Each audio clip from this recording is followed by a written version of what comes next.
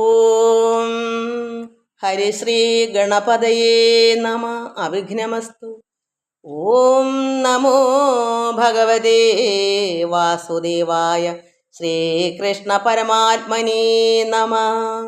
എല്ലാ ഭക്തമക്കൾക്കും എൻ്റെ വിനിതമായ പ്രണാമം. എല്ലാവർക്കും ഈശ്വരകൃപയും ശാന്തിയും സമാധാനവും ആയുസ് ആരോഗ്യവും രോഗശാന്തി ഈ ലോക സുഖജീവിതങ്ങളും അതുപോലെ തന്നെ ഭഗവാനെ അറിയാനുള്ള ആ പരമപദത്തിൽ ചേരാനുള്ള ആ അറിവും ഒക്കെ ഉണ്ടാകാൻ പ്രാർത്ഥിക്കുന്നു. ഓം ലോക സമസ്ത സുഖിനോ ഭവന്ത്. മക്കളെ, നമുക്ക് ഭഗവത്ഗീത ഇന്ന് 14-ാം അധ്യായമാണ് വായിക്കാനുള്ളത്. ഗുണത്രയ വിഭാഗ യോഗം. ത്രയം മൂന്ന് ഗുണങ്ങളോടുകൂടിയാണ് നമ്മുടെ ശരീരം. ഓരോരുത്തർക്കും ഓരോ ഗുണങ്ങൾ. അത് നമ്മുടെ വാസന പോലെയാണ് ജനിച്ചു വരുന്നത്. കഴിഞ്ഞ ജന്മം എന്തായിരുന്നു നമ്മുടെ വാസന? അത് രജോഗുണത്തിൻ്റെ ആണെങ്കിൽ അങ്ങനെ വരും. നല്ല സത്വമായിരിക്കുന്ന സാത്വികരായി നമ്മൾ മരണപ്പെട്ടാൽ ആ നല്ല സത്വഗുണത്തോടുകൂടി വരും. അതല്ല അന്ധതയിൽപ്പെട്ട് യാതൊരു അറിവുമില്ലാതെ മൃഗങ്ങളെപ്പോലെ തിന്നും കുടിച്ചും ഒന്നും അറിയില്ല, അങ്ങനെ അന്ധതയിൽപ്പെട്ട് കിടന്ന് മരിക്കുന്നവരാണ് തമോ ഗുണത്തിലെ ഒരു വിവരവും അറിവും ഇല്ലാതെ വരുന്ന ജനിക്കുന്നത്. ഇങ്ങനെയാണ് നമുക്ക് പല രീതിയിലാണ് ഇവിടെ എല്ലാവർക്കും അങ്ങനെയാണ്. എല്ലാ ജീവജാലങ്ങളിലും ഇതുണ്ട്, ഈ ഗുണങ്ങളുണ്ട്. ചില നായ കണ്ടില്ലയോ? ചില നല്ല ശാന്ത സ്വഭാവമായിരിക്കും, എന്തൊരു സ്നേഹമാണ്. ചിലതാണെങ്കിലോ അതിക്രമിച്ച് ആരെയും കടിക്കാൻ ചെല്ലും. എന്നാൽ നായ എല്ലാം ഒരുപോലെ ആണെന്ന് മനസ്സിലാക്കണം. അതുപോലെയാണ് എല്ലാ ജീവനിലും ഇതെല്ലാം ഉണ്ട്. ഓരോരുത്തർക്ക് പട്ടിയുടെ സ്വഭാവം കടിക്കുന്നതാണെങ്കിലും അതിലുമുണ്ട് ഈ രജോ ഗുണവും തമോ ഗുണവും ഒക്കെ ഉണ്ട്. അപ്പോൾ മനുഷ്യർക്കാണ് ഇവിടെ ഇതൊക്കെ തിരിച്ചറിയാനുള്ള കഴിവുള്ളത്. അതുകൊണ്ട് നമ്മൾ കഴിഞ്ഞ പ്രാവശ്യം നമ്മുടെ ശരീരത്തെപ്പറ്റി, അതായത് ക്ഷേത്രം, ഈ ക്ഷേത്രത്തിൽ വസിക്കുന്ന ആത്മാവ്, അത് ക്ഷേത്രജ്ഞൻ, ഇതിനെപ്പറ്റി വിവരിച്ച് ഭഗവാൻ തന്നു. നമ്മളത് മനസ്സിലാക്കി. അതിനേക്കാൾ ഉത്കൃഷ്ടമായ കാര്യം ഇനി നിനക്ക് പറഞ്ഞു തരാം അർജുന എന്ന് പറയുന്നു. അങ്ങനെ നമുക്ക് ഇന്ന് വായിക്കുള്ള ഗുണത്രയം, 3 ഗുണങ്ങളോടുകൂടിയ ശരീരത്തെ പറ്റിയാണ് ഇനി നമുക്ക് പഠിക്കാനുള്ളത്. അപ്പോൾ കഴിഞ്ഞ പ്രാവശ്യം ഒടുക്ക നമ്മളെന്താ മുൻപറഞ്ഞ ഓരോ കാര്യങ്ങൾ, ക്ഷേത്രജ്ഞന്മാരുടെ ഭേദത്തെയും ഭൂതങ്ങൾക്ക് കാരണമായ പ്രകൃതിയിൽ നിന്ന് നിവർത്തിപ്പാനുള്ള ധ്യാനാദി ഉപായത്തെയും. ഈ പ്രകൃതിയിൽ നിന്ന് നമുക്ക് കരകയറി പോണ്ടേ, ഭഗവാനിലേക്ക് പരമാത്മാവിനെ അടുക്കണ്ടേ, അതിൻ്റെ ഉപാധി ധ്യാനങ്ങൾ, ഇതൊക്കെയാണ് ഈ ശരീരം എങ്ങനെ ഈ ഭൂതങ്ങൾ പ്രകൃതിയിൽ നിന്ന് ഉണ്ടായതാണെന്നും ഒക്കെയാണ് കഴിഞ്ഞ പ്രാവശ്യം നമ്മൾ വായിച്ച് മനസ്സിലാക്കിയത്. അത് ഏവനാണ് ഈ വിവേക ജ്ഞാന ലക്ഷണമായിരിക്കുന്ന കണ്ണുകൊണ്ട്. ആരാണ് ജ്ഞാനം, ഈ അറിവാകുന്ന കണ്ണ്, ആ ജ്ഞാനത്തെ മനസ്സിലാക്കി ഏവൻ അറിയുന്നുവോ അവൻ പരമപദത്തെ പ്രാപിക്കുന്നതാണ് നമ്മൾ കഴിഞ്ഞ പ്രാവശ്യം ഈ ക്ഷേത്രജ്ഞന്മാരുടെ വിവേകത്തെ പറ്റി വായിച്ചു തീർത്തത്. ഇന്ന് നമുക്ക് ഗുണത്രയം, 3 ഗുണങ്ങളോടുകൂടി ശരീരത്തിനെ പറ്റിയാണ് ഇന്ന് ഭഗവാൻ പറഞ്ഞു തരുന്നത്. അത് നമുക്ക് മനസ്സിലാക്കാം. ശ്രീ ഭഗവാൻ വാച. ഭഗവാൻ നമുക്ക് വേണ്ടി പറയുന്നു. ഇവിടെ അർജുനനൊക്കെ നമ്മളാണെന്ന് മനസ്സിലാക്കണം. അങ്ങനെ അർജുനനൊക്കെ ഇവിടുന്ന് പോയി, ഇവിടെ ഉണ്ടായതൊക്കെ പോകുന്നുണ്ട്. നമ്മൾ ഒരു ഓർമ്മയ്ക്ക് വേണ്ടി ഇതൊക്കെ പറയുന്നു. ഭഗവാൻ കൃഷ്ണൻ ഇവിടുന്ന് പോയി, പക്ഷേ ആ ആത്മാവാണ് ഭഗവാൻ, പരമാത്മാവിൻ്റെ ആത്മാവാണ് നമ്മളെല്ലാം സ്ഥിതി കൂടിയുള്ളത്. അപ്പോൾ ആ ഭഗവാനെ തന്നെ നമ്മൾ ഓർത്ത് നമ്മുടെ പരമഗുരുവായി നമുക്ക് സങ്കല്പിച്ചത്, ഭഗവാനെ കൃഷ്ണ, അങ്ങ് പരമാത്മാവായി ഇവിടെ അവതാരം കൊണ്ട് ഇതൊക്കെ തന്നിട്ട് പോയി, അത് നിനക്ക് മനസ്സിലാക്കാനുള്ള കഴിവും തവിടെ തരണമേ എന്ന് നമുക്ക് ഓരോരുത്തർക്കും പ്രാർത്ഥിക്കും. ആ പ്രാർത്ഥനയിൽ കൂടി തന്നെ ആ പരമഗുരുവിനെ വന്ദിച്ച് നമ്മുടെ ഉള്ളത്തിലിരിക്കുന്ന ആത്മാവ് തന്നെയാണ്. ആ പരമാത്മാവിനെ നമ്മൾ ഉള്ളത്തിലുണ്ട്. ഭഗവാൻ ശരീരം പോയി, ആ പരബ്രഹ്മത്തിൽ ലയിച്ചു. ആ പരബ്രഹ്മം നമ്മുടെ ഉള്ളിലുണ്ട്. ആ ഭഗവാൻ നമ്മുടെ ഉള്ളത്തിൽ നിന്ന് ഇതൊക്കെ മനസ്സിലാക്കി തരണമേ എന്ന് നമുക്ക് പ്രാർത്ഥിക്കാം.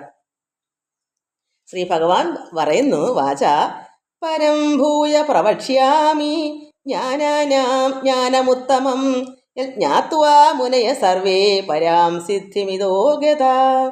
ശ്രീ ഭഗവാൻ പറഞ്ഞു, യാതൊന്നിനെ അറിഞ്ഞിട്ട്, എന്തിനെയാണ് അറിയേണ്ടത് അതിനെ അറിഞ്ഞിട്ട് എല്ലാ മുനികളും സംസാരത്തിൽ നിന്നും എന്ത് ചെയ്യുന്നു? ഈ ലോകമാണ് സംസാരം, ഇതിൽ നിന്ന് മോക്ഷത്തെ പ്രാപിച്ചുവോ അർജുന? അങ്ങനെ ഇവിടെ മുനികളെല്ലാം എന്തിനെയാണ് അറിയേണ്ടത്? ആ അറിയേണ്ടതിനെ അറിഞ്ഞിട്ട് എത്രയോ മുനികൾ ഈ സംസാര ദുഃഖത്തിൽ നിന്ന് മോചിച്ചു പോയില്ലേ മുനികൾ? അതാണ് ഭഗവാൻ ചോദിക്കുന്നത്. നമുക്ക് തന്നെ അറിയാം, ഗുരുദേവനെ പോലെ അല്ലെങ്കിൽ ശങ്കരാചാര്യർ, ഇങ്ങനെ വിവേകാനന്ദ സ്വാമികൾ, ഇങ്ങനെ ഒരുപാട് മഹാത്മാക്കളെല്ലാം ഇവിടുന്ന് പോയി എന്താ അറിയേണ്ടതിനെ അറിഞ്ഞിട്ടാ പോയത്. യാതൊന്നിനെയാണ് അറിഞ്ഞിട്ട് മഹാത്മാക്കളായ മുനികൾക്ക് ഇവിടുന്ന് പോയില്ലേ? അർജുനോട് ചോദിക്കുന്നത്. അതായത് യാതൊന്നിനെ അറിഞ്ഞിട്ട്, അപ്പോൾ യഥാർത്ഥ പരമാത്മാവിനെ, അതാ പരമാർത്ഥം എന്താണെന്ന് നമ്മൾ അറിഞ്ഞാൽ മാത്രമേ നമുക്ക് അവിടേക്ക് എത്താൻ പറ്റൂ. ആ അറിവ് അറിഞ്ഞുകൊണ്ട് എല്ലാ മുനികളും ഇവിടെയുള്ള സർവ്വ മഹാത്മാക്കളായ മുനികളും മഹർഷിമാരൊക്കെ ഈ സംസാരത്തിൽ നിന്ന്, ഈ പ്രപഞ്ചം സംസാരം എന്ന് പറയുന്നത് എന്താ, ഇത് ദുഃഖ ദുരിത അബ്ധിയാണ്. കടൽ പോലെ ദുഃഖം നിറഞ്ഞതാണ് ഈ പ്രപഞ്ചം. അതുകൊണ്ടാണ് സംസാരം എന്ന് പറയുന്നത്. ഈ സംസാരത്തിൽ നിന്ന് ഇവരൊക്കെ, ഈ മഹാത്മാക്കൾ മുനികളൊക്കെ കടന്നു പോയില്ലേ, വെറുതെ അങ്ങ് പോയതാണോ? അറിയേണ്ടതിനെ അറിഞ്ഞിട്ടാ അവർ പോകൂ, അല്ല പോകാൻ പറ്റില്ല. എന്താ പറയുക, നമുക്കും പൊക്കൂടെ? അതുകൊണ്ട് എന്തിനെയാണ് അറിയേണ്ടത്, അതിനെ അറിഞ്ഞിട്ട് മുനികളൊക്കെ പോയില്ലയോ, മോക്ഷത്തെ പ്രാപിച്ചുവോ? അപ്പോൾ നമുക്ക് മനസ്സിലാക്കണം, ഭഗവാൻ പറഞ്ഞു അങ്ങനെ എത്രയോ മുനികൾ ഇവിടുന്ന് മോക്ഷത്തിലേക്ക് കടന്നു പോയി അർജുന. എൻ്റെ മക്കളത് മനസ്സിലാക്കണം, എത്രയോ പേര് കടന്നു പോയി. അപ്പോൾ അതുകൊണ്ട് ഉത്കൃഷ്ടവും ജ്ഞാനമാർഗങ്ങളിൽ വെച്ച് ഉത്തമവുമായ ജ്ഞാനത്തെ ഇനിയും നിനക്ക് ഞാൻ പറഞ്ഞു തരാം. കഴിഞ്ഞ പ്രാവശ്യം ശരീരത്തെപ്പറ്റി, അത് ക്ഷേത്രജ്ഞനെ പറ്റിയൊക്കെ പറഞ്ഞു തന്നു. അങ്ങനെ പരമപദം പ്രാപിക്കണമെന്ന് പറഞ്ഞു തന്നു. ഇപ്പം ഭഗവാൻ പറഞ്ഞു അതിലേക്കാണ് ഒത്തുകൂടെ ഉത്കൃഷ്ടമായ കാര്യം ഇനി നിനക്ക് ഞാൻ പറഞ്ഞു തരാം. അതാണ് ഈ ഗുണങ്ങളെപ്പറ്റി, 3 ഗുണങ്ങളെപ്പറ്റി പറയുക. അപ്പോൾ ഇങ്ങനെ ഈ ലോകത്ത്, ഈ പ്രപഞ്ചത്തിൽ നിന്ന്, സംസാരത്തിൽ നിന്ന് എത്രയോ മുനികൾ കടന്നുപോയി, അറിയേണ്ടതിനെ അറിഞ്ഞിട്ട് പോയില്ലേ. അതുകൊണ്ട് ഉത്കൃഷ്ടവും, ഇപ്പം ഇത്രയും നേരം തന്നതല്ല, ഇതിനേക്കാൾ ശ്രേഷ്ഠമായിരിക്കുന്ന ജ്ഞാനമാർഗം, അറിവാകുന്ന ആ വഴി നിനക്ക് ഉത്തമമായ ആ ജ്ഞാനത്തെ, ആ അറിവിനെ ഇനിയും നിനക്ക് ഞാൻ പറഞ്ഞു തരാമെന്ന് അത്രത്തോളം സ്നേഹത്തോടല്ലേ ഭഗവാൻ പറയുന്നത്. നീ ഇനിയുണ്ട് അർജുന, നിനക്ക് ഇനിയും ഞാൻ പറഞ്ഞു തരാം. എത്ര കേട്ടാലും മതി വരാത്ത അർജുനനോട് ഭഗവാൻ ഇനിയും കൊടുത്തുകൊണ്ടിരിക്കുന്നു. നമുക്കും ഇതുപോലെ കേൾക്കണം ആർത്തി ഉണ്ടെങ്കിൽ എവിടെ നിന്നെങ്കിലും കിട്ടിയിരിക്കും. അതുകൊണ്ട് നമുക്കും ഇത് മനസ്സിലാക്കണം, ഭഗവാനെ എനിക്കും ഇനിയും കേൾക്കണം, ഉത്കൃഷ്ടമായ ജ്ഞാനം എനിക്കും കിട്ടണം, ഈ മുനികളൊക്കെ പോയ വഴി എനിക്കും പോകണം, നമ്മുടെ പരബ്രഹ്മത്തെ നമുക്ക് അവിടെ ചെന്ന് ലയിക്കണം. എവിടാണ് മൂലം, ആ കാരണത്തെ ആരാണ് കാരണക്കാരൻ, നമ്മളിവിടെ വരാനുള്ള കാരണം എവിടുന്ന് വന്നു, ആ പരബ്രഹ്മത്തെ തന്നെ നമുക്കും അവിടെ നിന്നാണല്ലോ സൃഷ്ടിച്ച് ഇവിടേക്ക് വന്നത് നമ്മൾ. അപ്പോൾ അവിടെ തന്നെ നമുക്ക് ലയം പ്രാപിക്കണം, ആ പിതാവിങ്കലേക്ക് തന്നെ എത്തപ്പെടണം എന്ന് നമ്മൾ മനസ്സുരുകി ഭഗവാനോട് ധ്യാനിച്ചാൽ മാത്രമേ ഈ അറിവ് നമുക്ക് മനസ്സിലാക്കാനും പറ്റൂ, ആ വഴി തിരഞ്ഞെടുത്ത് പോകാനും പറ്റൂ. ഭഗവാന്റെ കടാക്ഷം നമുക്ക് വേണം.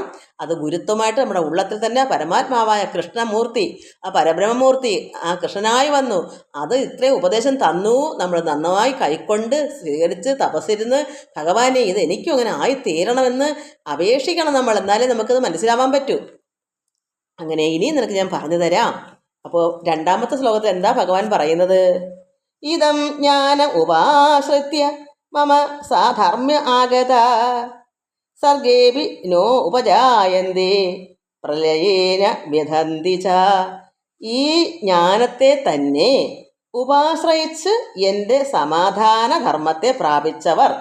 അപ്പോൾ ഇങ്ങനെയുള്ള ഭഗവാൻ ഈ പറയുന്ന ജ്ഞാനം എന്താണ്? ഇപ്പം ഈ ഉത്കൃഷ്ടമായ ജ്ഞാനം, ഈ ജ്ഞാനത്തെ തന്നെ ആശ്രയിക്കുന്ന നമുക്ക് ഭഗവാൻ തന്നെ ശരണം.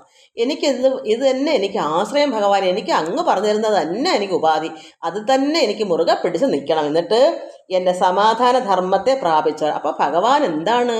സമാധാന ധർമ്മമാണ്. ഭഗവാന ധർമ്മം സമാധാനം ശാന്തിയോ. നമുക്ക് അങ്ങനെ പ്രാപിക്കണം. ഈ മുനികളും ഇത് പ്രാപിച്ചു പോയി. അറിയേണ്ടത് അറിഞ്ഞപ്പോൾ അവർക്ക് സമാധാനം വന്നു, ശാന്തി വന്നു.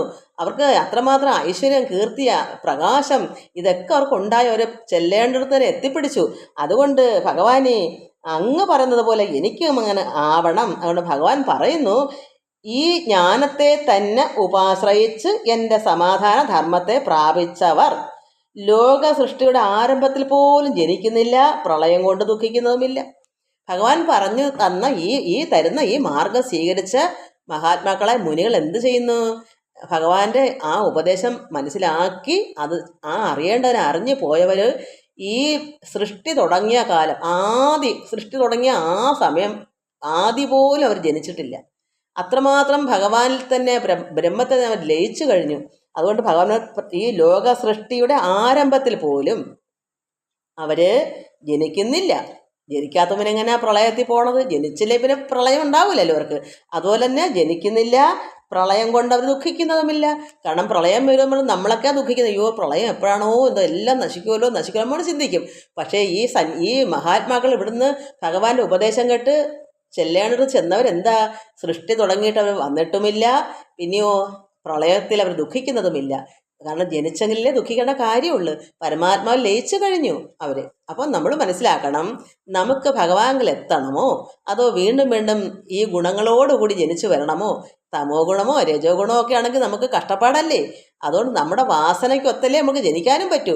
അപ്പോൾ എന്തുകൊണ്ട് അറിവ് നേടുന്നത് നല്ലതാ. ജനനം വന്നാലും വന്നില്ലെങ്കിലും ഭഗവാനിൽ അറിഞ്ഞറിഞ്ഞ് ഈശ്വരനെ ആരാധിച്ചും സൽപ്രവർത്തികൾ ചെയ്തും സജ്ജന സംസർഗത്തിൽ കൂടിയൊക്കെ നമുക്ക് നല്ല സാത്വികനായി ശരീരം വെടിഞ്ഞാൽ വരും ജന്മങ്ങളിൽ സാത്വികനായി തന്നെ ജനിക്കുകയും ചെയ്യാം. അപ്പോൾ അപ്പോഴും നമുക്ക് സന്തോഷവും സമാധാനം ഉണ്ടാവുമല്ലോ അറിയുന്നതുകൊണ്ട്.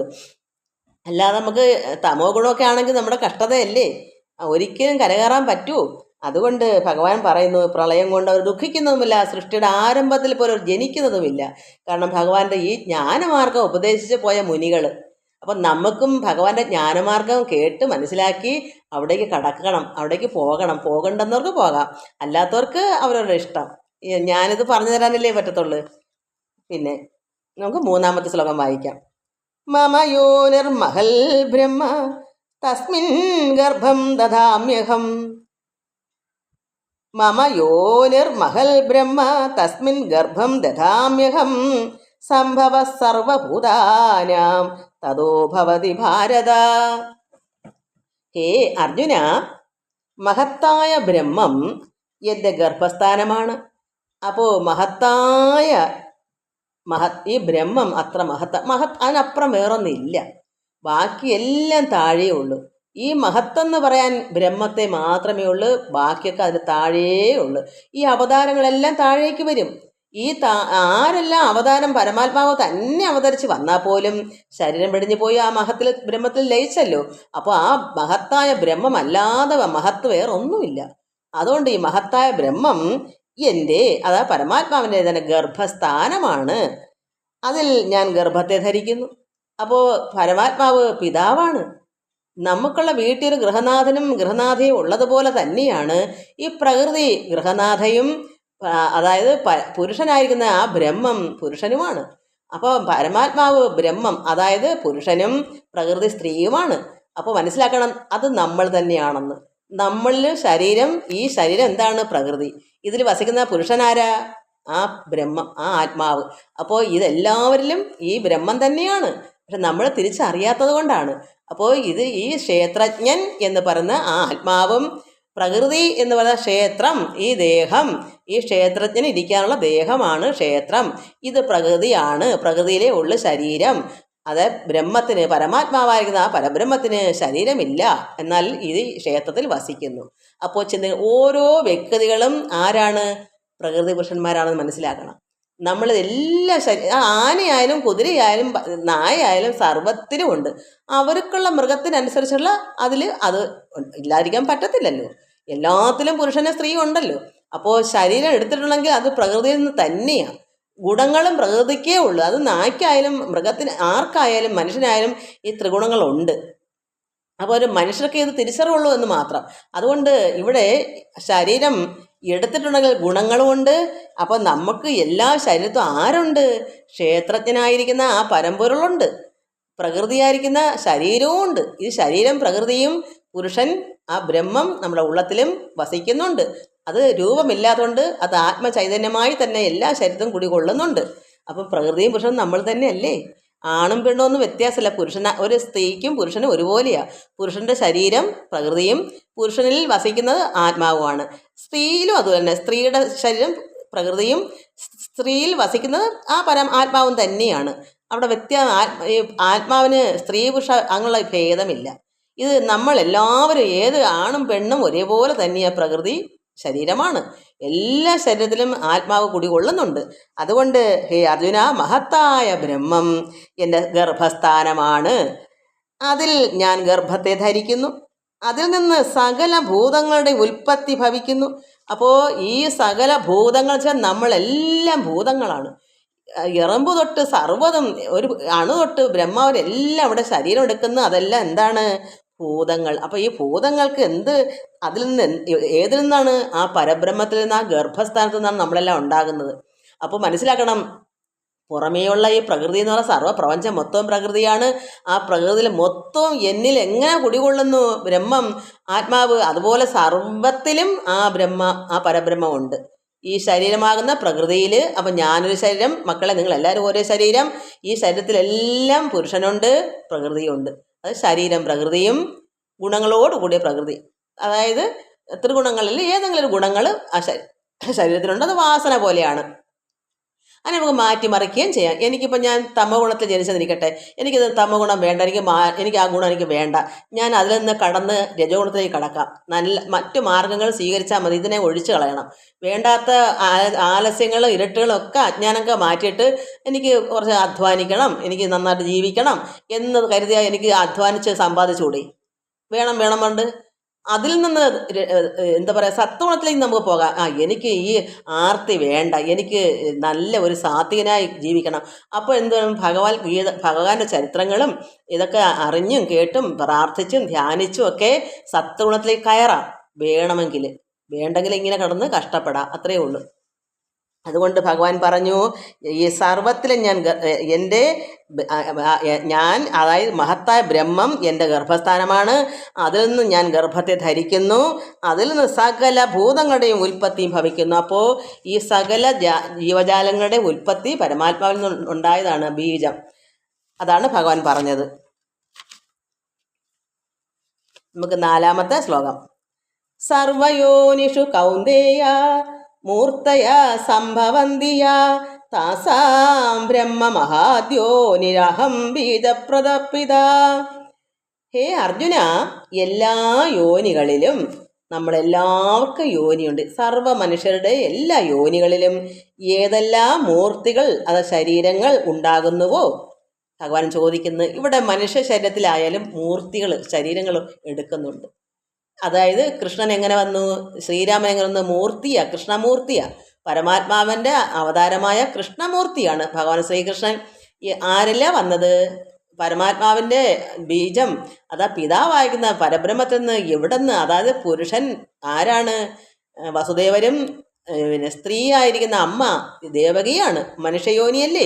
പക്ഷേ ഈ കൃഷ്ണമൂർത്തി എങ്ങനെ അവിടെ സംഭവിച്ചു? ആ പരമാത്മാവ് തന്നെയാണ് വസുദേവരിലും ദേവകിയിലിരിക്കുന്ന ആ അമ്മ പ്രകൃതിയും. അപ്പോൾ സത്യസന്ധമായ ഒരു പ്രകൃതിയാണ് ആ അമ്മ, സത്യസന്ധമായ ആത്മാവാണ് വസുദേവരും. അതായത് ധ്യാനിച്ച് തപസ്സിൽ കൂടി ഭഗവാൻ അവർക്ക് മകനായി വരണമെന്ന് അത്രയ്ക്ക് കഠിനമായ തപസ്സിൽ നിന്നാണ് അവരുടെ ശരീരം ഉണ്ടായേക്കുന്നത്. അതായത് അവരുടെ 3 കാലങ്ങളിലും ഈ പരമാത്മാവ് അവതാരം കൊണ്ടിട്ടുണ്ട്, കൃഷ്ണനായും പലതായും. അപ്പോൾ നമ്മൾ മനസ്സിലാക്കണം, അത്രയ്ക്ക് ജ്ഞാനം, സത്വഗുണം ഏറിയ മനുഷ്യനാണ് ഈ വസുദേവരും ദേവകിയും. അപ്പോൾ ഭഗവാൻ മൂർത്തി, പരമാത്മാവായ പരബ്രഹ്മമൂർത്തി അവതാരം എടുത്ത ഭഗവാൻ ശ്രീകൃഷ്ണൻ. അപ്പോൾ കൃഷ്ണമൂർത്തി എവിടെ ഉണ്ടായി? ഏത് മനുഷ്യനിൽ വന്നു? മനസ്സിലാക്കണം. ഒരു സാധാരണക്കാരിയോ കാരനോ അല്ല വസുദേവനും ദേവകിയും. അപ്പോൾ പറയുന്നു, എല്ലാ യോനികളിലും ഏതെല്ലാം മൂർത്തികൾ, ശരീരങ്ങൾ ഉണ്ടാകുന്നുവോ? അപ്പോൾ മനസ്സിലാക്കണം, സാധാരണക്കാരല്ല ഈ മനുഷ്യന് എന്തും നേടാം. എത്ര അവതാരങ്ങൾ വേണം നമുക്കും. തപസ്സിൽ കൂടി നമുക്കും ഭഗവാനെ, ഞാൻ എത്രയോ നാളുകൊണ്ട് ഞാൻ തപസ്സിരിക്കുന്നു, എനിക്ക് ഭഗവാനെ ഒരു മകനായി വരണമെന്ന് നമുക്കും പ്രാർത്ഥിച്ചാൽ അവതാരങ്ങൾ വന്നുകൊണ്ടിരിക്കും. നമുക്കതിൻ്റെ ആവശ്യമില്ലെന്ന് നമ്മൾ ചെയ്യുന്നില്ല. നമുക്ക് തിന്നും കുടിച്ചും ഇങ്ങനെ കിടക്കണം മൃഗങ്ങളെ പോലെ. ഞാൻ ഉൾപ്പെടെ, ഞാൻ എന്നെ കൂടെ തന്നെ പറയാം. അതുകൊണ്ട് മൂർത്തികൾ, ശരീരങ്ങൾ ഉണ്ടാകുന്നുവോ അവയ്ക്കെല്ലാം ഉഹത്തായ ബ്രഹ്മപ്രകൃതി ഉൽപ്പത്തി സ്ഥാനവും ഞാൻ, അത് പരമാത്മാവ് തന്നെയാണ്. ബീജപ്രദനായ പിതാവുമാകുന്നു. അപ്പോൾ എന്താണ് ബീജപ്രദനായ പരബ്രഹ്മം പിതാവാകുന്നത്? അതായത് വസുദേവരുടെ ഉള്ളത്തിൽ ആരാ ഉള്ളത്? ക്ഷേത്രജ്ഞനായ പരമാത്മാവാണെന്ന് നമ്മൾ മനസ്സിലാക്കണം. അപ്പോൾ ആ വസുദേവരിൽ കൂടി പിതാവായിരിക്കുന്ന പരബ്രഹ്മമൂർത്തി ദേവകിയമ്മയിലേക്ക്, ആ പ്രകൃതി മഹാശക്തിയായിരിക്കുന്ന അമ്മ തപസ് ചെയ്ത ദേവകിയ, അതിലേക്ക് നല്ല പ്രകൃതി, സത്യസന്ധമായ പ്രകൃതി ശരീരത്തിൽ വസുദേവരിലിരിക്കുന്ന പരമാത്മാവായ പരംപുരുഷൻ അവിടെ യോനികളിൽ ആര് ബീജം കൊടുത്ത് അവിടെ ജനിപ്പിച്ചു? പിതാവായി പരമാത്മാവ് പ്രവർത്തിച്ചു. മനസ്സിലാക്കണം, പരമാത്മാവ് ശരീരത്തിലിരിക്കുക. നമ്മളെ ഓരോ ശരീരത്തിലും ഉണ്ട്. എല്ലാ ശരീരത്തിലും ആത്മാവുണ്ട്. അതിൽ ശക്തി ഏറിയിരിക്കണം. നമ്മൾ തപസ് ചെയ്യണം, ധ്യാനിക്കണം. അത്രത്തോളം ഉത്കൃഷ്ടമായ ഒരു നല്ലൊരു മനുഷ്യനായൊരു നല്ലൊരു കുഞ്ഞായി ജനിക്കണമെന്ന് നമ്മൾ പ്രാർത്ഥനയിൽ കൂടിയും സൽക്കർമ്മത്തിൽ കൂടിയും നമ്മൾ പ്രാർത്ഥിച്ചാൽ നമുക്ക് നല്ലൊരു കുഞ്ഞായി, മകനായി വരും. അതല്ല, അവതാരമൂർത്തികളെ വേണോ? അതിന് തപസ് ചെയ്യണം. ഇവർക്ക് എങ്ങനെ കിട്ടി? തപസ്സിൽ കൂടിയും അവരുടെ പ്രവൃത്തിയിൽ കൂടിയാണ് വന്നത്. അപ്പോൾ ഭഗവാൻ പരമാത്മാവ് തന്നെ അവതാരത്തെ കൃഷ്ണമൂർത്തിയായി വന്നെങ്കിൽ അതവിടെ ഭഗവാൻ പറയുന്നത് എല്ലാ യോനികളിലും ഏതെല്ലാം മൂർത്തികൾ, അതായത് പിന്നെ ദശരഥ മഹാരാജാവിൻ്റെ കൗസല്യയ്ക്കും ശ്രീരാമൻ എങ്ങനെ വന്നു? ശ്രീരാമമൂർത്തിയല്ലേ, പരമാത്മാവല്ലേ. അപ്പോൾ അങ്ങനെ ശരീരങ്ങൾ ഉണ്ടാകുന്നുവോ അവയ്ക്കെല്ലാം ഈ വരുന്ന മൂർത്തികൾക്ക് പോലും അവയ്ക്കെല്ലാം സാധാരണ മനുഷ്യർക്ക് അതാണല്ലോ. അങ്ങനെയുള്ള മൂർത്തികൾ അവയ്ക്കെല്ലാം ഉഹത്തായ ബ്രഹ്മപ്രകൃതി ഉൽപ്പത്തി സ്ഥാനവും ഞാൻ പ്രദനായ പിതാവുമാകുന്നു. അപ്പോൾ ആ ബ്രഹ്മപ്രകൃതി, അതായത് ബ്രഹ്മം എന്താ? പരമാത്മാവ്. പ്രകൃതി എന്താ? അമ്മ മഹാമായ. അപ്പോൾ ബ്രഹ്മപ്രകൃതി അതായത് പുരുഷ പ്രകൃതി, ഉൽപ്പത്തി സ്ഥാനവും.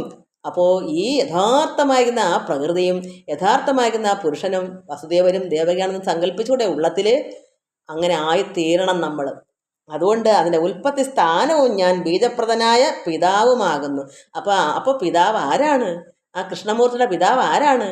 അപ്പോൾ കൃഷ്ണമൂർത്തി എന്ന് പറഞ്ഞാൽ ആ ശരീരം പരമാത്മാവാണോ? പരമാത്മാവിൽ നിന്ന് ജനിച്ച പുത്രനാണ്. അതുകൊണ്ടല്ലയോ ഇവിടെ ഗോളജ്ഞാനികളായ മാധവ മുഖന്മാരുടെ എന്തെല്ലാം അവതാരം കൊണ്ടുണ്ട്. എല്ലാം ആ പിതാവ് ലോകനാഥനായിരിക്കുന്ന പരബ്രഹ്മമൂർത്തിയാണ്, സർവത്തിൻ്റെ പിതാവ്. ഇത് പഠിച്ചവരാരും തന്നെ തർക്കിക്കത്തില്ല. പഠിക്കാത്തവർ തർക്കിക്കും. യേശുവാണ് ദൈവം, കൃഷ്ണനാണ് ദൈവം. അതിൻ്റെ പിതാവിനോടെ പോയി ആ പിതാവിൻ്റെ അതേ രീതി തന്നെ മക്കൾക്ക് ജനിക്കാം. അച്ഛനെ പോലെ വന്നു കൃഷ്ണൻ. അത് നമുക്ക് അങ്ങനെ സങ്കല്പിക്കാം. അതുകൊണ്ട് പരമാത്മാവ് തന്നെയാ, അച്ഛനെ പോലെ തന്നെയാ പുരുഷനായ ഈ പിന്നെ കൃഷ്ണൻ അല്ലെങ്കിൽ ശ്രീരാമൻ എന്ന് നമുക്ക് പറയാം. ആണ് താനും, സത്യമാണ് എന്ന് കരുതി എവിടെ നിന്നുണ്ടായി? ബീജം എവിടെ നിന്ന് കിട്ടി? പിതാവിൽ വസുദേവരിൽ നിന്ന് ഇങ്ങോട്ട് കൊടുക്കാൻ ഒരു വസുദേവർ ഉണ്ടായിട്ടല്ലേ? ഒരു പിതാവ് ശരീരം ഈ പ്രകൃതിയിൽ പോലും നമുക്ക് പുറമേ വസുദേവർ പിതാവാണ്, ദേവകിയമ്മ അമ്മയാണ്. അപ്പോൾ അങ്ങനെ വേണമെങ്കിൽ നമുക്ക് ചിന്തിക്കാം, ഒരു പിതാവില്ലാതൊരു മകൻ ഉണ്ടാവില്ല. അപ്പോൾ യഥാർത്ഥ പിതാവ് ആരാണ്? പരബ്രഹ്മമൂർത്തിയാണ്. ആ പരമാത്മാവിൽ നിന്ന് തന്നെയാണ് ഈ കൃഷ്ണൻ ഉണ്ടായത്. ഇവിടെ പറയുന്നു ബ്രഹ്മപ്രകൃതി ഉൽപ്പത്തി സ്ഥാനവും ഞാൻ ബീജപ്രദനായ പിതാവുമാകുന്നു. ആർക്ക് ഏത് മൂർത്തിക്ക് ശരീരം കൊടുക്കുന്നെങ്കിൽ ആ പരബ്രഹ്മത്തിൽ തന്നെ ഉണ്ടായതാണെന്ന് നമ്മൾ മനസ്സിലാക്കണം. ഇത് നല്ലൊരു അറിവല്ലേ സത്യത്തിൽ? ആരും ഇത്രയും പറഞ്ഞിട്ടില്ലാത്തതുകൊണ്ട്, ഇതിനെ അറിയുന്നില്ലാത്തത് കൊണ്ട് അങ്ങ് അടങ്ങിയിരിക്കുന്നു. നമ്മളൊന്ന് ചിന്തിച്ച് നോക്കിയാൽ നമുക്ക് യുക്തി ഉണ്ടെങ്കിൽ, നമുക്ക് ബുദ്ധി ഉണ്ടെങ്കിൽ ഇത് നന്നായി മനസ്സിലാക്കാൻ ആരും നമുക്ക് പറഞ്ഞു തരണ്ട. നമുക്ക് തന്നെ മനസ്സിലാക്കാവുന്നൊരു കാര്യമേ ഉള്ളത്. പക്ഷെ ഭഗവാന്റെ കൃപയും കൂടെ വേണമെന്ന് കേൾക്കാനും ഇത് കേൾപ്പിക്കാനും അത് കേൾക്കുന്നവർക്കും ഒക്കെ ഇത് കേട്ട് മനസ്സിലാക്കണമെങ്കിൽ അതിനും അല്പം ഭഗവാന്റെ കൃപയും കൂടെ വേണം. നമുക്ക് പ്രാർത്ഥിക്കാം. എല്ലാവർക്കും ഇത് മനസ്സിലാകണം. അപ്പോൾ നമുക്ക് ഒരു സംശയം ഉണ്ടാവില്ല. സംശയങ്ങളുള്ളവർക്കാണ് ഇത്. അറിവില്ലാത്തവർക്കൊക്കെ സംശയങ്ങൾ വന്നുകൊണ്ടേയിരിക്കും. ഇത് അറിഞ്ഞാൽ പിന്നെ ഒരു സംശയവും, യഥാർത്ഥത്തെ അറിഞ്ഞാൽ പിന്നെ നമുക്ക് സംശയം ഉണ്ടാവത്തില്ല. 5-ാമത്തെ ശ്ലോകം. സത്വം രജസ്തമ ഇതി ഗുണ പ്രകൃതി സംഭവ നിബധ്നന്തി മഹാബാഹോ ദേഹേ ദേഹിന അവ്യയം. ഹേ വീരാത്മാവേ, അതിനോട് ഭഗവാൻ കൊടുക്കുന്നു. ഭഗവാൻ ആർക്കെങ്കിലും കൊടുത്തിട്ട് പോണ്ടേ? അതിനെങ്കിലും ഇത്രയെങ്കിലും മനസ്സിലാക്കുമെന്ന് കരുതിയിട്ട് അതിനെ വിളിച്ചിരുത്തി ഇതൊക്കെ കൊടുക്കുമ്പോൾ മനസ്സിലാക്കണം, ഭഗവാനെ എത്രമാത്രം സത്യമായ കാര്യങ്ങളെല്ലാം ഭഗവാനോട് കൊടുത്തിട്ടാ പോയേക്കുന്നല്ലേ. നമ്മളെങ്ങനെ അറിയും ഇതൊക്കെ? നമുക്ക് എന്തെങ്കിലും അറിയാൻ പറ്റുമോ? അതുകൊണ്ട് എത്രമാത്രം നന്ദി പരമാത്മാവിനെ അർപ്പിക്കണം നമ്മൾ. ഭഗവാനെ അങ്ങ് അവതാരമൂർത്തിയായി വന്നു, അങ്ങ് തന്നെയാണ് കൃഷ്ണൻ, അങ്ങ് തന്നെയാണ് അവതാരം എടുത്തത്. എന്നാൽ അങ്ങ് തന്നെയാണെന്ന് പറയുമ്പോൾ അങ്ങ് ആര്? കൃഷ്ണൻ.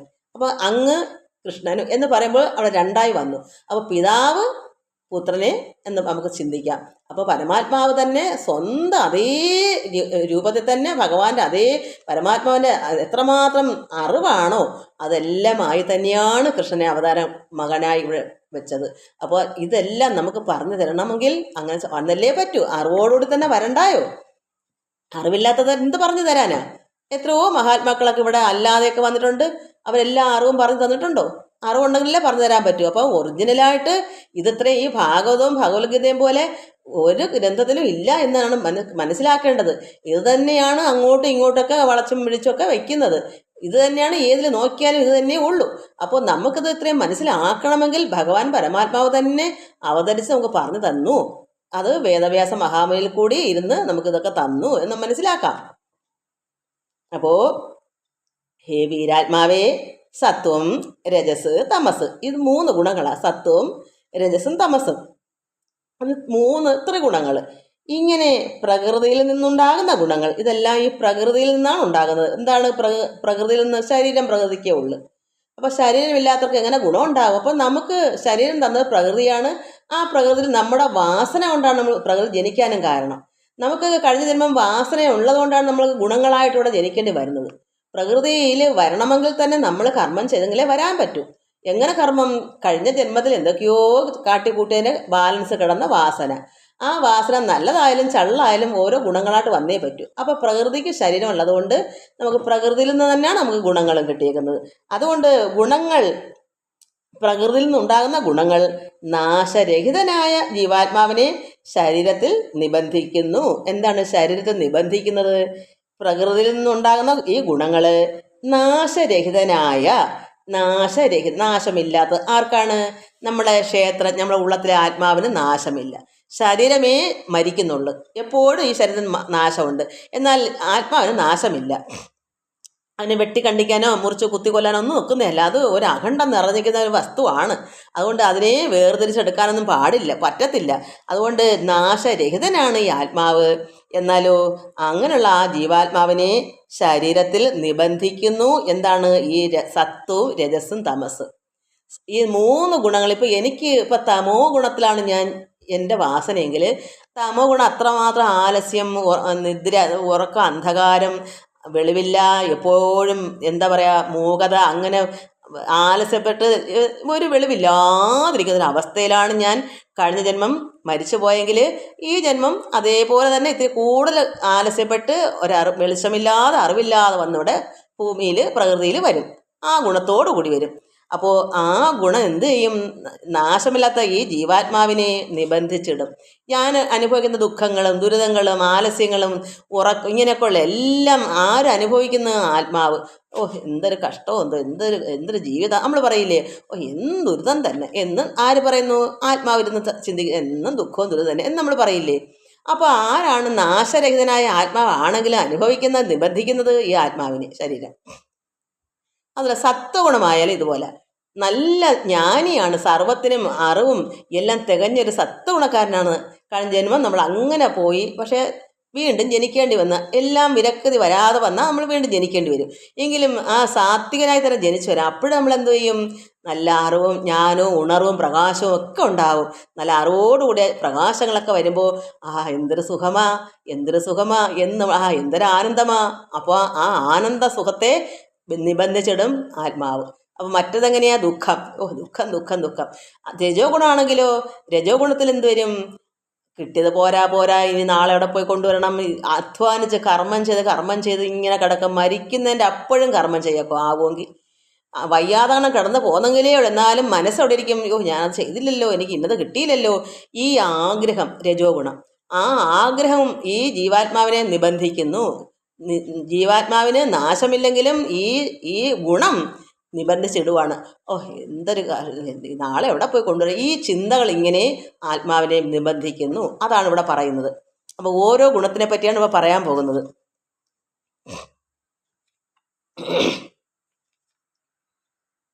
അപ്പോൾ ഈ 3 ഗുണങ്ങളും ആത്മാവിനെ ശരീരത്തിനെ നിബന്ധിക്കുന്നു.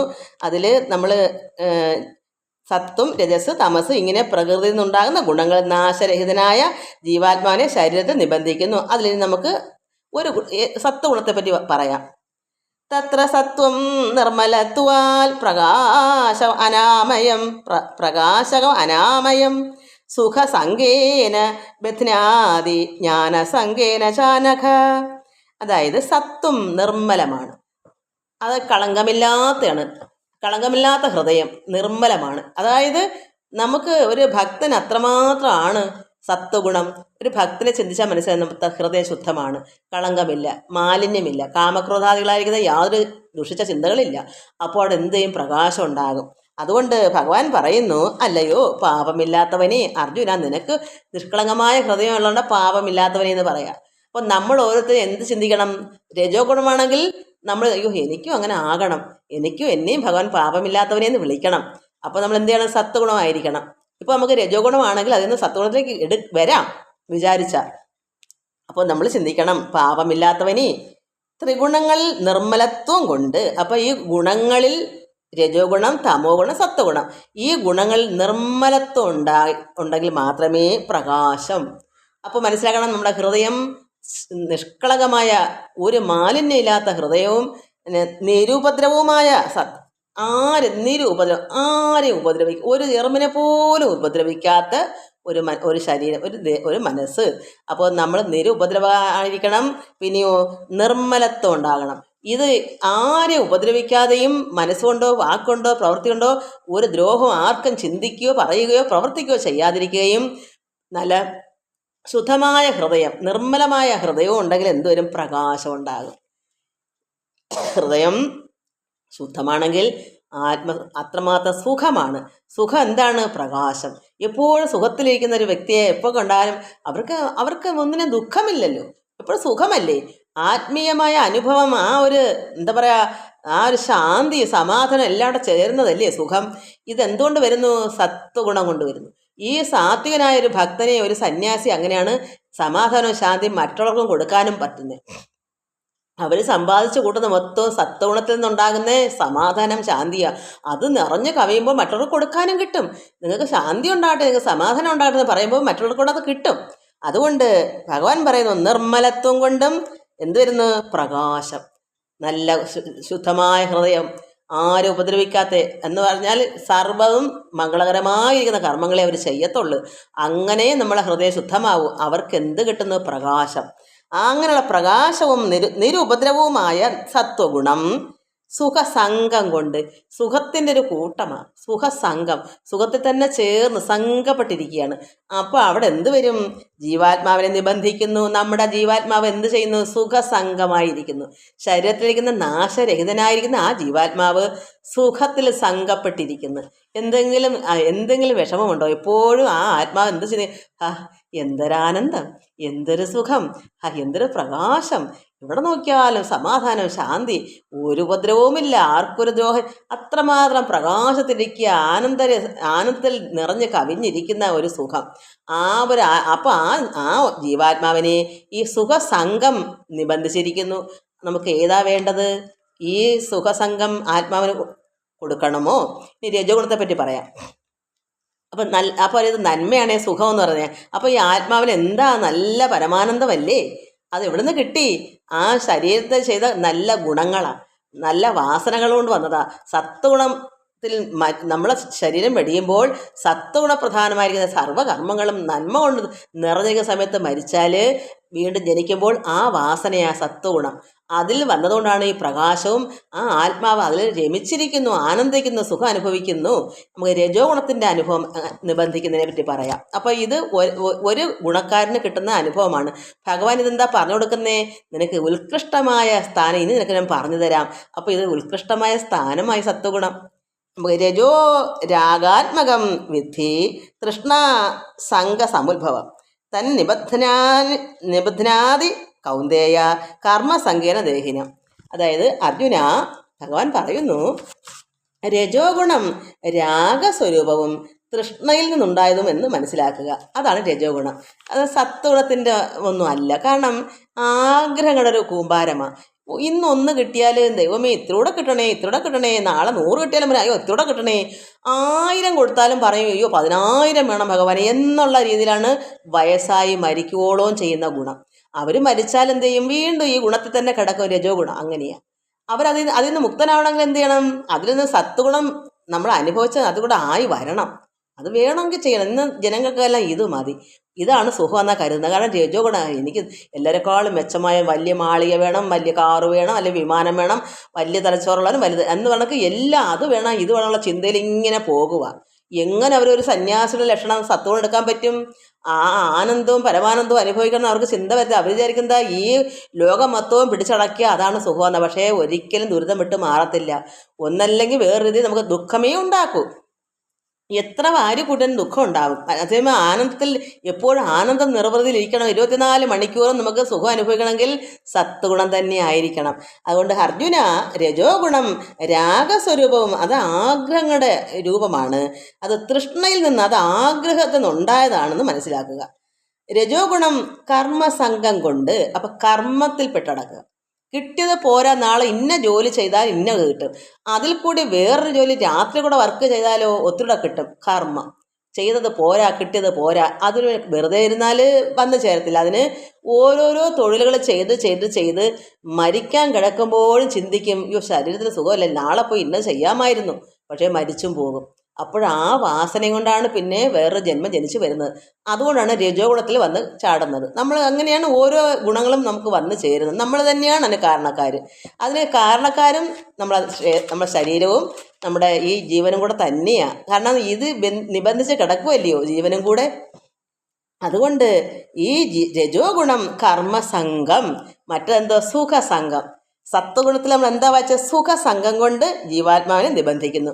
നല്ല സുഖമാ, പരമാനന്ദ സുഖമാ സത്വഗുണം. അതൊക്കെ പ്രകാശമാ, എപ്പോഴും ആനന്ദമാ, ഉള്ളം നിറച്ച് എന്താ പറയുക, അത്രമാത്രം ആനന്ദം പ്രകാശമാ. അപ്പോൾ എപ്പോഴും സമാധാനവും ശാന്തിയും ആനന്ദത്തിൽ നിറഞ്ഞ സുഖം. ഈ സുഖസംഘം ആണ് സത്വത്തിൽ. രജോ ഗുണത്തിൽ കർമ്മസംഘം. കിട്ടിയത് പോരാതെ പറഞ്ഞ് കർമ്മം ചെയ്ത് ജോലികൾ, ആ ജോലി വാരിക്കൂട്ടി മനസ്സിൽ കിടക്കുമ്പോഴും ഉണ്ണുമ്പോഴും ഉറങ്ങുമ്പോഴും എല്ലാം ചിന്ത എന്താണ്? നാളെ എന്ത് പണിയാ ചെയ്യേണ്ടത്, എന്താന്നുള്ള ചിന്ത. അപ്പോഴെന്താ? കർമ്മസംഘം. അപ്പോൾ ചെയ്യുന്ന വ്യക്തി, രജോ ഗുണമുള്ളൊരു വ്യക്തിയിൽ ആത്മാവ് എന്ത് ചെയ്യുന്നു? കർമ്മസംഘത്തിൽ നിബന്ധിക്കപ്പെടുന്നു. അപ്പോൾ സുഖം അനുഭവിക്കുന്നത് എവിടെ കിടക്കുന്നു? ഈ രജോ ഗുണത്തിൽ കിടക്കുന്ന ആത്മാവ് എന്ത് ചെയ്യുന്നു? വെത്തൽ തന്നെ, വിഷമം തന്നെ, നാളെ എവിടെ പോയാൽ കൊണ്ടത്, ഇങ്ങനെ ചിന്തിക്കുകയാണ്. ഈ രജോ ഗുണത്തിൽ ആത്മാവ് നിബന്ധിക്കപ്പെട്ട് ആത്മാവ് ഇത് അനുഭവിക്കുന്നു. അതുകൊണ്ട് ഇപ്പം 2 ആയേ. ഇനി നമുക്ക് തമസിന്, തമോ ഗുണം, 8ാമത്തെ ശ്ലോകം. തമസ് അജ്ഞാനജം, തമസ് അജ്ഞാനമാണ്. തമസ് അജ്ഞാനജം വിദ്ധി മോഹനം സർവദേഹിനാം പ്രമാദ ആലസ്യ നിദ്ര അഭിസ്തന്നിബധ്നാതി ഭാരത. ഹേ പാർത്ഥ, തമോ ഗുണമാകട്ടെ ഇതിലെല്ലാം മാറ്റമാണ്. അതിന് ഈ രജോ ഗുണവും സത്വഗുണം അല്ലാത്ത അത്ര അന്ധകാരത്തിൽപ്പെട്ട് ഒരു വിവരമില്ലാതെ വെളിവില്ലാത്ത ആലസ്യപ്പെട്ട് പ്രമാദം കൊണ്ട് എന്ത് വേണമെന്ന് അറിയാത്തൊരവസ്ഥയാണ്. എന്ത് ചെയ്യണമെന്ന് പോലും അറിയാതെ മനുഷ്യനെ കഷ്ടപ്പെടുത്തി കളയും ആ തമോ ഗുണം. അതുകൊണ്ട് തമോ ഗുണമാകട്ടെ അജ്ഞാനത്തിൽ നിന്ന് ജനിച്ചതും. അജ്ഞാനം എന്താണ്? അറിവില്ലായ്മ. അജ്ഞാനം, യാതൊരു വെളിവില്ല. അതായത് ഇപ്പം ഞാനിപ്പം എൻ്റെ അമ്മയുടെ അച്ഛൻ്റെ മകളായിട്ട് ജനിക്കുന്നത്. എൻ്റെ അമ്മയ്ക്കും അച്ഛനും യാതൊരു വെളിവില്ലാത്ത മനുഷ്യൻ്റെ ഒരു മകളാണെങ്കിൽ അത്രയ്ക്ക് മൂഢനായിട്ട് യാതൊരു ഒന്നും പഠിക്കണമെന്ന് തോന്നില്ല, അറിയണമെന്ന് തോന്നില്ല, എന്തൊക്കെയോ അലസതപ്പെട്ടും അജ്ഞത കൊണ്ടും അന്ധനായിട്ട് ഇരുട്ടിൽ തന്നെ കിടക്കുന്നൊരവസ്ഥയാണ്. അപ്പോൾ എന്തുകൊണ്ടാണ് അങ്ങനെ അച്ഛൻ്റെ അമ്മയുടെ മകളാണ് വരാൻ കാരണം? നമ്മുടെ വാസന അങ്ങനെയായിരുന്നു കഴിഞ്ഞ ജന്മം. അതുകൊണ്ടാണ് ഈ അച്ഛനെയും അമ്മയും നമ്മൾ തിരഞ്ഞെടുക്കാൻ കാരണം. അന്ധനായ അച്ഛനെയും അന്ധനായ അമ്മയും, കാരണം ഒരു വെളിവില്ലാത്ത അമ്മയും അച്ഛന് യോനിയിൽ വന്ന് ജനിക്കാൻ നമുക്ക് അത്രമാത്രം നമ്മൾ കഴിഞ്ഞ ജന്മം നേടി വെച്ചതിൻ്റെ ഗുണക്കേട് കൊണ്ടല്ലേ, ഗുണം കൊണ്ട് ആണ് അങ്ങനെ സംഭവിക്കുന്നത്. അപ്പോൾ ഇരട്ടി തമോ ഗുണത്തിൽ തന്നെ നമ്മൾ ജനിച്ചും വരും. കാരണം വാസനയും കൊണ്ട് അച്ഛൻ്റെ അമ്മയുടെയും രക്തബന്ധവും കൂടെ വരും, അവരുടെയും കൂടെ വാസന വരും. ഇതെല്ലാം കൂടെ ആകുമ്പോൾ എന്തുമാത്രം ദുഃഖ ദുരിതത്തിൽപ്പെട്ട് അന്ധനായിട്ട് കിടക്കണം. അതിൽ അറിവില്ലായ്മ കൊണ്ട് ആരെയും വെട്ടി നുറുക്കാൻ പോലും അവർക്ക് ബോധമില്ല. അച്ഛനും അമ്മയും കൊല്ലാനാണെങ്കിൽ അങ്ങ് കൊന്നേക്കുക. വിവരമുണ്ടോ? വെളിച്ചമുണ്ടോ? അറിവുണ്ടോ? ഇങ്ങനെയാണെന്ന് ലോകത്ത് ഈ തമോ ഗുണത്തിൽപ്പെട്ട് അവരല്ലേ മയക്കുമരുന്നിനൊക്കെ അടിമയാകുന്നത്. അപ്പോൾ അവർക്ക് ലക്കുണ്ടോ? ലഗാനുണ്ടോ? അങ്ങനെയാണെന്ന് നടക്കുന്ന എല്ലാ കാര്യങ്ങളും അറിവില്ലായ്മയാണ്. അന്ധനാണ്, കുറ്റാക്കുറ്റി ഇരുട്ടാണ്.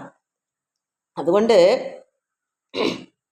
തമോ ഗുണം അജ്ഞാനത്തിൽ നിന്ന് ജനിച്ചതാണ്. അറിവില്ലായ്മയാക്കുന്ന അച്ഛനും അമ്മയിൽ കൂടെ ഉണ്ടാകുന്നതാണ് നമ്മുടെ വാസന പ്രകാരം നമ്മുടെ വരുന്നതാണ്. അത് ഏത് ഗുണമായാലും, സത്വഗുണമാണെങ്കിൽ നല്ലൊരു മഹാത്മാവിൻ്റെ യോനി ആ കുടുംബത്ത് വന്ന് അവരിൽ കൂടെ ആകുമ്പോൾ നമ്മൾ വാസന ചെയ്തതും ആ അച്ഛൻ്റെ അമ്മയുടെ ഗുണം കൂടെ നമുക്ക് കിട്ടുമ്പോൾ ഇരട്ടിക്കിരട്ടി നന്മ സത്വനായിരിക്കും. രജോ ഗുണം അതുപോലെ തന്നെ നല്ല ഒരു കൃഷിയൊക്കെ ചെയ്ത് കർമ്മങ്ങൾ ചെയ്യുന്നൊരു വ്യക്തിയുടെ യോനിയിൽ വന്ന് നമ്മൾ ജനിച്ചാൽ നമ്മൾ ഇത്തിരൂടെ അന്വേഷിച്ച് കർമ്മങ്ങൾ കൂട്ടി വയ്ക്കാനുള്ള കഴിവുണ്ടാവും. അതുപോലെയാണ് ഈ തമോ ഗുണവും. ഇതൊക്കെ നമ്മൾ തന്നെ വരുത്തി വെക്കാനാണ്, വേറെ ആരും തരുന്നതല്ല, നമ്മുടെ വാസനകളാണ്. അതുകൊണ്ട് അജ്ഞാനത്തിൽ നിന്ന് ജനിച്ചതും സകല ജീവികൾക്കും മോഹമുണ്ടാക്കുന്നതും എന്നറിയുക. സകല ജീവികളെ മോഹമുണ്ടാക്കും, ഒരിക്കലും അവിടെ മോഹം തീരത്തില്ല. എന്ത് എന്ത് മോഹമായാലും നമ്മുടെ ഇന്ദ്രിയങ്ങൾക്കൊക്കെ എന്താ വേണ്ടത്, ഇതൊക്കെ ഒരിക്കൽ നിർത്തില്ലാത്ത മോഹമാണ്, ശരീരഭോഗമായി എന്തായാലും. അതുകൊണ്ട് സകല ജീവികൾക്ക് അങ്ങനെ ആരാണ് ഈ ഈ തമോഗുണത്തിൽ ജനിക്കുന്നത്? അവരുടെ അത് മൃഗമായാലും അങ്ങനെ. ചില മൃഗങ്ങൾക്ക് ഒരു വെളിവില്ലാത്ത ചില പട്ടികളില്ലേ, നായ്ക്കൾ ഒരിക്കൽ നിർത്താതെ കുരച്ച് കടിക്കാനായിട്ട് ഒരു വെളിവില്ലെന്ന് നമ്മൾ പറയില്ലേ, ഓ അവർ നിർത്ത് എന്ന് നമ്മൾ പറയില്ലേ. ഇത് അത്രയ്ക്ക് തമോ ഗുണത്തിൽ ജനിച്ചതുകൊണ്ടാണ് അങ്ങനെ ആവുന്നത്. ചില നായ്ക്കളാണെങ്കിൽ എന്തൊരു സന്തോഷം, എപ്പോഴും അവരെ കണ്ട ഒരു മുഖപ്രസാദമാണ്. എന്താ കാരണം? അവരുടെ കഴിഞ്ഞ ജന്മം അവർ അത്ര നല്ലവരായതുകൊണ്ടാണ് നല്ലൊരു നായിൽ ജനിക്കാൻ കാരണം. അത് സമാധാനവും ശാന്തിയും സ്നേഹവും ഒക്കെ നമുക്ക് തരുന്നില്ലേ ചില മൃഗങ്ങൾ. അപ്പോൾ എല്ലാത്തിലും ഉണ്ട് ഇത്, സർവ്വജീവികളിലും മോഹമുണ്ടാക്കുന്നതും എന്നറിയുക ഈ അത് ഏതായാലും അങ്ങനെ തന്നെയാണ്. ഇവർ സത്വഗുണത്തിൽ വരുന്ന, പക്ഷെ അവർക്ക് അറിഞ്ഞൂടാ ഇത് ഇന്നതുകൊണ്ടാണെന്ന് അവരറിയത്തില്ല, അവർ മൃഗങ്ങളല്ലേ. പക്ഷെ നമ്മൾ ചിന്തിക്കണം, ചില ആന എത്രമാത്രം നല്ല സ്വഭാവത്തിലെ ആനയുണ്ട്, എന്നാൽ എത്രമാത്രം കൊല്ലുന്ന ആനകളുണ്ട്. തമോ ഗുണത്തിലുള്ള അങ്ങനെ വരും. അത് പ്രമാദം, അന്ധത, അജ്ഞാനം, അത് എല്ലാ ജീവികളിലും ഉണ്ട്. തമോ ഗുണം പ്രമാദം, ആലസ്യം, നിദ്ര, ഇവകളെ കൊണ്ട് ജീവാത്മാവിനെ നിബന്ധിക്കുന്നു. ഒരിക്കലും അവർക്ക് എപ്പോഴും നിദ്രയാകും, ഉറക്കമാണ്, അവർക്ക് ഉണർവില്ല. എന്താ ഉറക്കം? കണ്ണ് ഉണർന്നിരുന്നാലും അവരുടെ ഉള്ളം ഉറങ്ങും. അറിവില്ല, ജ്ഞാനമില്ല, ഭഗവാനിൽ ഭക്തിയില്ല, സത്വഗുണം ഒട്ടുമില്ല. അതുകൊണ്ട് എന്തോരും ഇങ്ങനെ ഉണർന്നിരിക്കും, പക്ഷേ അവരുടെ ഉള്ളം എപ്പോഴും ഉറക്കമാണ്. എന്നുവെച്ചാൽ ഇങ്ങനെ ഒരു ഭഗവത്ഗീത വായിക്കണമെന്നോ അറിയണമെന്നോ അത് കേൾക്കാൻ തുനിയത്തോലുമില്ല. ആ സമയത്ത് അവർ എന്ത് ചെയ്യും? അവരുടെ ഉണർവെന്താ? കോമഡി, സിനിമ, ഇതൊക്കെ കണ്ട് അജ്ഞാനങ്ങളും അന്ധതകളും കൂടിക്കൂടി വരുത്തുന്ന അതാ അവർ ചിന്തിക്കുന്നത്. എത്രത്തോളം അവർക്ക് അറിവില്ലായ്മ കൂട്ടിക്കൂട്ടിക്കൊണ്ട് വരാം, അതിന് വേണ്ടുന്ന ഉപാധികളാണ് ഈ കോമഡി പോലുള്ള വേണ്ടാത്തതൊക്കെ ലോകത്തുണ്ട്, അത് കണ്ടുകൊണ്ടിരിക്കും. അതേസമയം ഭഗവത് പാരായണങ്ങൾ കേൾക്കുക, അതറിയുക എന്ന് ചെയ്യാൻ അവർക്ക് തോന്നത്തില്ല, അതവർ കേൾക്കുന്നത് അലർജിയാണ്. അതേസമയം സത്വഗുണവാനാണെങ്കിലോ എപ്പോഴും ഒരു ടി വിയോ ഒരു മൊബൈലോ തുറന്നു വെച്ചാൽ നോക്കി നോക്കി എടുക്കും നല്ലത്. ഇത് കേൾക്കാൻ കൊള്ളാം, ഇത് ഭഗവാന്റെ കഥകളാണ്. അത് കേൾക്കുമ്പോൾ സന്തോഷവും ആനന്ദവും ഇല്ല സുഖവും കിട്ടും. ആ സുഖം ഒരു പ്രത്യേക സുഖമാണ്, അത് സത്വഗുണത്തിനേ ഉള്ളു. അപ്പോൾ രജോ ഗുണത്തിന് കർമ്മസുഖവും സംഘം, സത്വഗുണത്തിന് നല്ല സുഖം സംഘം, നല്ല സുഖമാകുന്ന സംഘം ആത്മാവിൽ ചേർന്നിരിക്കുന്നത്. തമോ ഗുണം എന്താണ്? ആലസ്യം, ഇങ്ങനെയുള്ള നിദ്ര, ഇവളെ കൊണ്ട് ജീവാത്മാവിനെ അത്രമാത്രം പ്രമാദം കൊണ്ട് ഒരു വെളിവില്ലാത്ത, ഒരിക്കലും കരകയറാൻ പറ്റാത്തവണ്ണുള്ള ദുരിതപ്പെട്ടുള്ള ജീവിതത്തിലെ രീതിയിൽ ഈ തമോ ഗുണം നിബന്ധിക്കുന്നു ഈ ആത്മാവിനെ. അപ്പോൾ ഭഗവാൻ ഈ 3 ഗുണത്തെപ്പറ്റിയും പറഞ്ഞു തന്നപ്പോൾ നമുക്കിത് മനസ്സിലാക്കുന്ന നല്ലതല്ലേ. നമുക്കിതിൽ നിന്ന് മാറാൻ ഒക്കെങ്കിൽ മാറുക. എങ്ങനെ മാറുക? സത്വഗുണം ഉള്ളവർ എന്ത് ചെയ്യണം? സത്വത്തിൽ നിന്ന് ഗുണത്തിന് അതീതനാകാൻ ശ്രമിക്കണം, പരമാത്മാവിൽ ലയം പ്രാപിക്കാൻ. പരമാത്മാ പോലെ ആകാൻ നമ്മളും ഈ ഗുണത്തിന് അതീതനാകുന്നത് സത്വത്തിൽ കൂടിയാണ്. രജോ ഗുണക്കാരെന്ത് ചിന്തിക്കണം?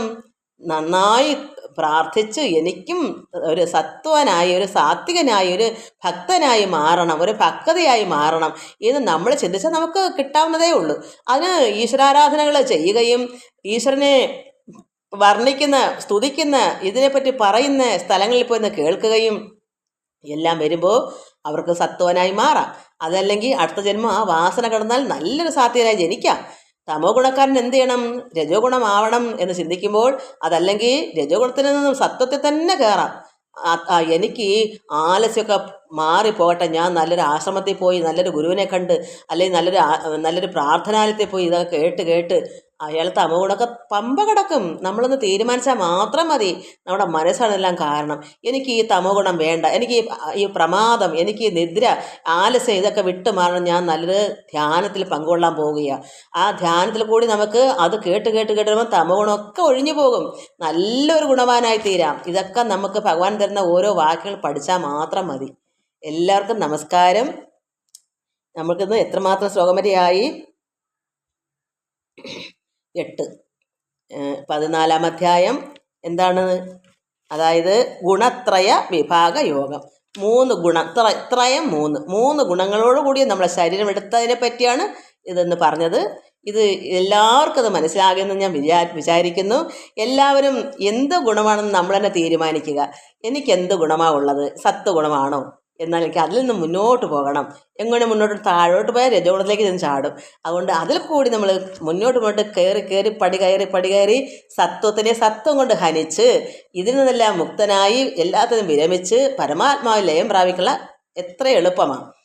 രജോ ഗുണമാണെന്ന് നമുക്ക് തോന്നി, എനിക്ക് ഇങ്ങനെയൊക്കെയാണല്ലോ ഭഗവാനെ, കിട്ടിയത് പോരാന്നുള്ളതാണല്ലോ, ആർത്തിയാണല്ലോ, എനിക്കിത് മതി, എനിക്കിനി ഇങ്ങനെ വയ്യ, എനിക്കിനി ഭഗവാനെ ഭജിക്കണം, സത്വമായി മാറണം, ഒരു സാത്വികനായി മാറണം എന്ന് നമുക്ക് ചിന്തിച്ചാൽ എത്ര എളുപ്പമാണ്. ഇത് തന്നെ എല്ലാത്തിനും, ഏത് ഗുണത്തിൽ നിന്ന് നമുക്ക് എവിടെയും കയറാം. അതല്ല രജോ ഗുണത്തിൽ നിന്ന് തമോ ഗുണത്തിൽ ചാടി താഴേക്ക് പോകണോ, അതും പറ്റും. വൃത്തികെട്ട രീതി ജീവിച്ചാൽ മാത്രം മതി. എല്ലാവർക്കും നമസ്കാരം. ഹരി ഓം ഹരി ഓം ഹരി ഓം.